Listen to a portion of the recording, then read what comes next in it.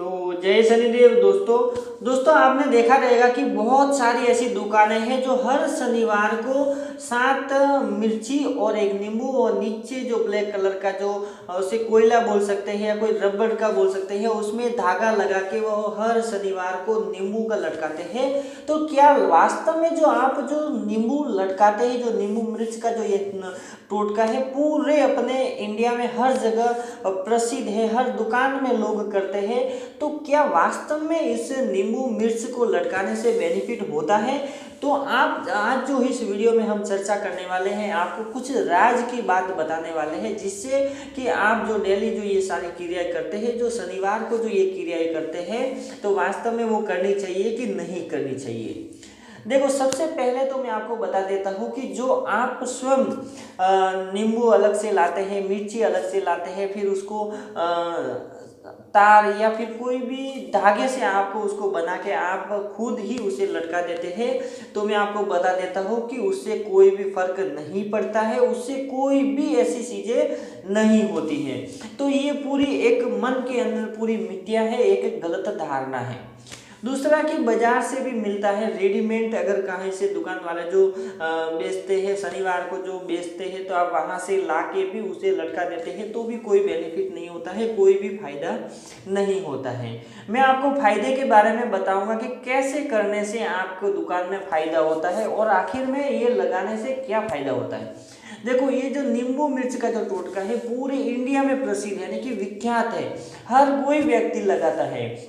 तो होता क्या है कि उन्हें ऐसा लगता है कि आपकी दुकान पे ज़्यादा कस्टमर आते हैं और कभी कभी कस्टमर एकदम से बंद हो जाते हैं, तो उनको ऐसा लगता है कि आपकी दुकान पे किसी ने नज़र लगा दी है या किसी ने आपकी दुकान पे कुछ कर दिया, जिसके कारण आपका जो धंधा है वो मंदा हो गया है, आपके कस्टमर आने बंद हो गए। तो मन के अंदर एक विश्वास रहता है और उसी विश्वास से आप हर शनिवार को नींबू और मिर्ची का ये छोटा सा टोटका करते हैं, जिससे कि आपको ऐसा लगता है कि उससे कुछ फर्क पड़ता है, लेकिन वास्तव में उससे कुछ भी फर्क नहीं पड़ता है। देखो, ये फर्क पड़ता है, लेकिन कैसे पड़ता है, ये जो है ये सिद्ध होता है। अगर ये सिद्ध किया हुआ है तो आपको उसमें फर्क पड़ता है। ये जो नींबू मिर्च का जो टोटका बनाते हैं, उसमें सिर्फ 2 चीज़ें ही बदली करनी पड़ती है हर शनिवार को, बाकी जो आप जो 3 जो चीज़ें रहती है उसे बदली करने की जरूरत नहीं पड़ती है। आप सिर्फ नींबू और जो 7 मिर्च है उसे ही बदली करना है। तो करना क्या है, आपको किसी भगत के पास जाना है और भगत को बोलना है कि मुझे जो नींबू मिर्च का टोटका है उसे सिद्ध करके दो, यानी कि आपको किसी सिद्ध पुरुष के पास जाना पड़ेगा। अगर आप सिद्ध पुरुष के पास जाते हैं तो ही सही कार्य होगा, अन्यथा आप किसी भी अगर व्यक्ति के पास जाएंगे जिसे नॉलेज नहीं है, लेकिन वो फिर भी आपसे पैसे ले लेगा। और एक बात का ध्यान है कि अगर आप किसी भगत के पास जाते हैं तो जो पैसा लेता है उसे काम नहीं करवाना है, जो बिना पैसों के उस कार्य को करता है उसी से आप काम जरूर करवाएं। या फिर क्या करें, मैं आपको बताता हूँ। या फिर आपको क्या करना है, एक तांबे का तार लेना है लंबा सा, जो उसके अंदर रस्सी आती है उसकी जगह एक तांबे का तार लेना है, नीचे एक फिटकरी लेनी है, फिटकरी तो जो दुकान के अंदर मिल जाएगी, और एक कोयला लेना है, यानी ब्लैक कलर का कोई रबड़ वगैरह कुछ भी नहीं लेना है, एक कोयला लेना है। अब उस कोयले को पहले बांध देना है, फिर फिटकरी को बांध देना है और उस तार को लंबा रख देना है।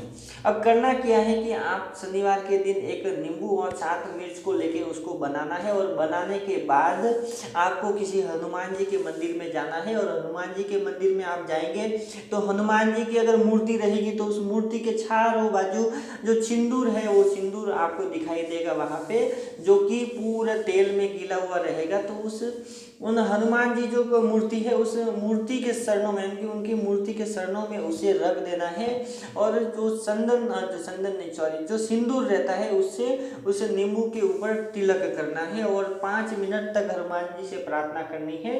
आपको बोलना है कि हे बजरंगबली महाराज, इसे सिद्ध करे, इसे जागृत करे, जिससे कि मेरे दुकान की नेगेटिविटी, मेरे दुकान की नज़र, सारी चीज़ों से मुक्ति मिल सके। आप स्वयं ऐसे कर सकते हैं। और ये जो अगर आप स्वयं करते हैं तो ये हर शनिवार को करना पड़ता है, लेकिन अगर आप किसी भगत से करवाते हैं तो ये आपको करने की जरूरत नहीं रहती। सिर्फ नींबू और मिर्ची ये सिर्फ बदली करना रहता है हर शनिवार को।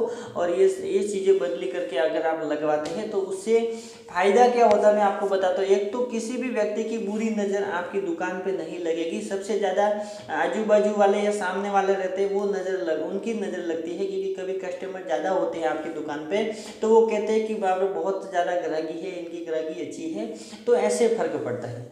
लेकिन दोस्तों ये सारी जो चीज़ें हैं एक गलत फहमी है, एक मन के अंदर गलत धारणा है। आपने देखा रहेगा कि 5-6 दुकानें अगर एक साथ में रहेंगी तो एक दो दुकान पे बहुत सारे कस्टमर रहेंगे, एक दो दुकान में कस्टमर नहीं रहते हैं।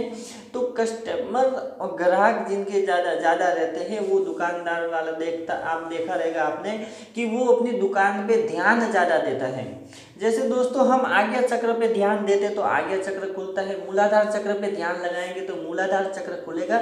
वैसे ही अगर आप अपनी दुकान के अंदर ध्यान देते हैं तो आपका दुकान भी बढ़ने लगेगा, कस्टमर की लाइन लगने लगेगी। जिस चीज़ में ध्यान देते हैं वो चीज़ हमेशा ही आगे बढ़ती है, चाहे वो दुकान रहो, आपकी कुंडलिनी शक्ति रहो, दिव्य दृष्टि रहो, चाहे वो आपके घर में लगाया हुआ पेड़ झाड़ कुछ भी हो सकता है।